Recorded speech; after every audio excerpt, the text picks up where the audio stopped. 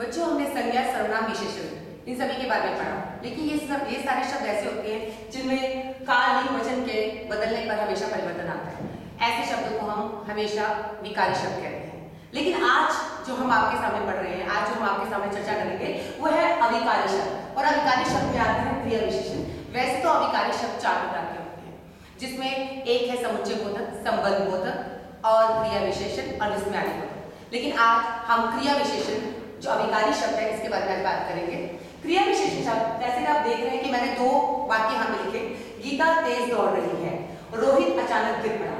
इसमें जो रेखांकित शब्द है तेज और रेखांकित शब्द अचानक, ये क्रिया की विशेषता बता रहे हैं। तेज यानी कि क्रिया जो है दौड़ना क्रिया हो रही है, लेकिन वो क्रिया कैसे हो रही है? वो क्रिया तेज। तो ये तेज जो शब्द है ये क्रिया की विशेषता बता रहा है। इसलिए जो शब्द क्रिया की विशेषता बताते हैं वो क्रिया विशेषण कहलाते हैं। यहाँ पर इन सभी वाक्यों में, इन 2 जो मैंने वाक्य लिखे हैं, इसमें काल, लिंग, वचन के बदलने पर कोई परिवर्तन नहीं आएगा। अगर मैं यहाँ पे गीता की जगह राम लिख दूं तो राम तेज शब्द मेरा वैसे का वैसा रहेगा, चाहे वहां लिंग में परिवर्तन हो गया। इसलिए काल, लिंग, वचन के बदलने पर इनमें कोई परिवर्तन नहीं आता। इसी वजह से ये शब्द अविकारी शब्द कहलाते हैं। अब अगर हम दृष्टि डालें क्रिया विशेषण के भेदों पर, तो इसके 4 भेद माने जाते हैं, जिसमें पहला है रीतिवाचक क्रिया विशेषण, दूसरा स्थानवाचक क्रिया विशेषण, तीसरा परिमाणवाचक क्रिया विशेषण और चौथा कालवाचक क्रिया विशेषण। अब हम इनके बारे में बात करेंगे। रीतिवाचक क्रिया विशेषण। रीतिवाचक क्रिया विशेषण में हमेशा हम कैसे के रूप में प्रश्न पूछते हैं, जैसे कि क्रिया कैसे हो रही है। यहाँ पर मैंने लिखा ध्यान पूर्वक पढ़ाई करो। दूसरा मैंने लिखा छात्र जोर जोर से चिल्ला रहे हैं। यहाँ पर पढ़ाई करना जो है क्रिया है, लेकिन वो क्रिया कैसे होगी, वो क्रिया कैसे हो रही है, वो पढ़ाई कैसे हो रही है? ध्यान पूर्वक। यहाँ पर छात्र जोर जोर से चिल्ला रहे हैं, लेकिन वो कैसे चिल्ला रहे हैं? जोर जोर से। तो इस तरीके से जब मैं कैसे के रूप में प्रश्न करती हूँ तो मेरा जवाब आता है ध्यान पूर्वक और जोर जोर से। इस तरह से कैसे के रूप में प्रश्न पूछने पर हमें उसका क्रिया का तरीका और ढंग पता चलता है। इसी वजह से इसको रीतिवाचक क्रिया विशेषण कहते हैं। अतः जो शब्द क्रिया के ढंग और तरीके के बारे में बताएं, वे शब्द रीतिवाचक क्रिया विशेषण कहलाते हैं। इन शब्दों में हम ले सकते हैं एकदम, तुरंत, जल्दी जल्दी। जैसे जल्दी जल्दी करो, राम एकदम गिर गया। यहाँ पर गिरना भी एकदम गिर पड़ा, इसका मतलब वो क्रिया कैसे हुई? एकदम। तो इस तरह के शब्द भी रीतिवाचक क्रिया विशेषण में ही आते हैं। अब हम ध्यान देंगे स्थानवाचक क्रिया विशेषण की तरफ। यहाँ पर अगर हमें पता लगाना हो क्रिया विशेषण का, तो यहाँ पे हमें प्रश्न जो है पूछना पड़ता है कि वो क्रिया कहाँ पे हुई, अर्थात उसका स्थान क्या है। जैसे यहाँ पर क्रिया होने का स्थान अगर मैं लेती हूँ ऊपर, नीचे, यहाँ, वहां, भीतर। अगर मैं बात करूं कि जैसे मैं एक वाक्य बोलती हूँ मोहन ऊपर पढ़ रहा है, पढ़ाई तो कर रहा है लेकिन वो कहाँ कर रहा है? ऊपर।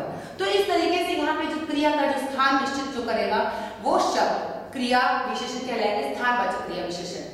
इस तरीके से इन शब्दों को हम यहाँ पर प्रयोग करेंगे और प्रश्न को कहाँ होने की दृष्टि से देखा जाएगा।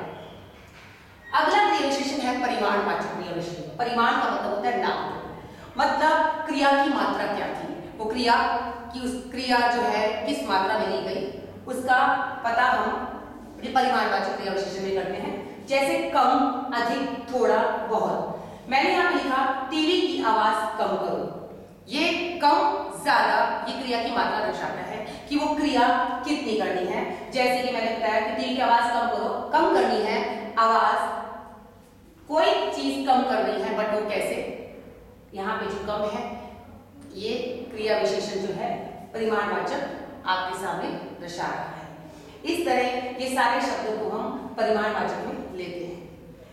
आगे हम बात करते हैं कालवाचक क्रिया विशेषण की। कालवाचक क्रिया विशेषण में हमेशा क्रिया के समय का पता चलता है। जो शब्द क्रिया के समय के बारे में बताए कि वो क्रिया उसका जो समय है वो क्या था। तो यहाँ पे मैंने जैसे लिखा अब, कल, परसों। मैंने यहाँ लिखा परसों से बारिश हो रही है। बारिश होना क्रिया है, लेकिन वो क्रिया कब, उसका समय कब था? वो परसों था।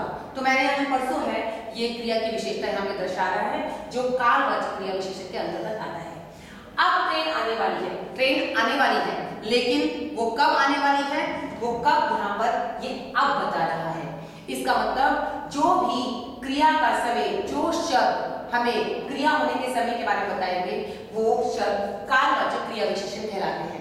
अब हम जब ये चारों भेदों को पता कर लेते हैं अगर, तो जैसे कि हम पहले भी मैंने आपको बताया कि विकारी शब्दों में संज्ञा, सर्वनाम, विशेषण सभी आते हैं, लेकिन आज जब हमने क्रिया विशेषण पढ़ा यानी कि जो अविकारी शब्द पढ़ा, इससे हम दोनों में अंतर पता लगा सकते हैं। अगर मैं बात करती हूँ, अब आसानी से अगर मेरे पास दो वाक्य ऐसे आते हैं जिसमें एक वाक्य में हमें विशेषण ढूंढना है, एक वाक्य में क्रिया विशेषण ढूंढना है, तो हम इसके बाद आसानी से उसका पता लगा सकते हैं। अगर मैं विशेषण शब्द का प्रयोग करती हूँ तो विशेषण शब्द के लिए मैं बोलूंगी राम कम पानी पीता है। कम पानी का मतलब यहाँ पर पानी संज्ञा, संज्ञा की विशेषता, कम जो है संज्ञा की विशेषता है, अतः यहाँ पे संज्ञा और सर्वनाम की विशेषता बताएंगे वो विशेषण शब्द कहलाएंगे। तो यहाँ पे जो कम है वो विशेषण का कार्य कर रहा है। लेकिन अगर मैं बोलूं, अगर मैं आपके सामने ये बोलूं कि दाल में पानी कम डालो, यहाँ पे डालना जो है क्रिया है, लेकिन यहाँ पे जो कम है वो क्रिया की विशेषता बता रहा है, इसलिए यहाँ पे कम क्रिया विशेषण के रूप में कार्य करेगा।